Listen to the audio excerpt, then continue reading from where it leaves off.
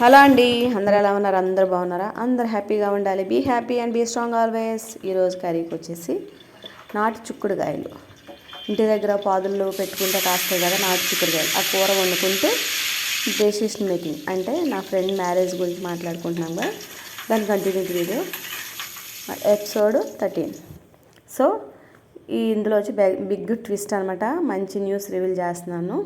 అది ఏంటంటే నవంబర్ 14 అంటే చిల్డ్రన్స్ డే రోజున మా ఫ్రెండ్ మ్యారేజ్ అయితే జరిగింది. అది కూడా ఎలా అంటే నేను పెళ్లి చేసుకోవడానికి ముందు అనమాట. ఎంతో ఎంతో కన్వీనియన్స్ చేశాడనమాట. ఏంటి, ఆ అబ్బాయి సైడ్ వాళ్ళ పేరెంట్స్ని ఎంతో కన్వీనియన్స్ చేస్తే ఇటువైపు ఏమో మా ఫ్రెండ్ వాళ్ళ పేరెంట్స్ ఏమో కంగారు పెట్టేస్తున్నారు. ఇది అవ్వదు, అయ్యే పని కాదు, పెళ్ళి అవ్వదని. ఇన్ని టెన్షన్స్ మధ్య మా ఫ్రెండు అండ్ తను చేసుకోబోయే భర్త అనమాట ఇద్దరు కలిసి మాట్లాడుకొని ఒక డిసిషన్కి అయితే వచ్చేసి నవంబర్ 14 మ్యారేజ్ చేసేసుకుందాం అని మాట్లాడేసుకొని అటు మా ఫ్రెండ్ వాళ్ళ పేరెంట్స్కి, అటు మా ఫ్రెండ్ చేసుకో అబ్బాయి వాళ్ళ పేరెంట్స్కి చెప్పేశారనమాట. అట్ ఫైనల్లీ నవంబర్ 14 ఎంతో హ్యాపీగా, ఎంతో అంగరంగ వైభవంగా మ్యారేజ్ అయితే జరిగిందనమాట. చర్చ్ మ్యారేజ్ అనమాట. చాలా అంటే చాలా హ్యాపీగా జరిగింది.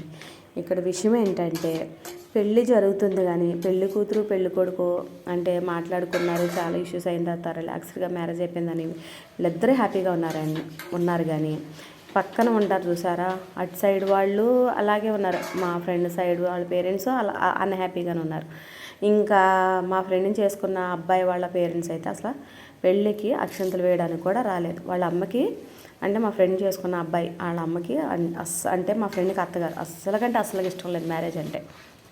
అస్సలు ఆ లాస్ట్ రోజు, ఆ లాస్ట్ పెళ్ళిలో అప్పటి వరకు కనపడలేదు అనమాట. లాస్ట్లో వచ్చి అందరూ అడుగుతున్నారు అక్షంతలు వేయాలి, పెళ్లి కూతురిని పెళ్లి కొడుకుని ఆశీర్వదించాలంటే ఎవరెవరో తిడితే పెద్ద పెద్ద వాళ్ళు మాట్లాడేది కరెక్ట్ కాదు, వెళ్ళాలని ఆశీర్వదించంటే అప్పుడు వచ్చి ఆశీర్వదించిందనమాట ఆ తల్లి.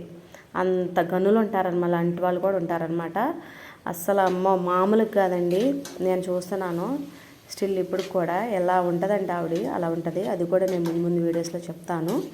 ఇలా ఉండకూడదని చెప్పేసి ఇలాంటివి నేను వీడియోస్లో పెడుతున్నాను అనమాట. ఏమొస్తుంది, టార్చర్ పెట్టేసేస్తుంటే చేసుకున్న కోడల్ని పిల్లలకి మనశ్శాంతి లేకుండా, కడుపు పుట్టిన పిల్లలకి తల్లిదండ్రులు మనశ్శాంతి లేకుండా చేస్తే ఏమొస్తుంది?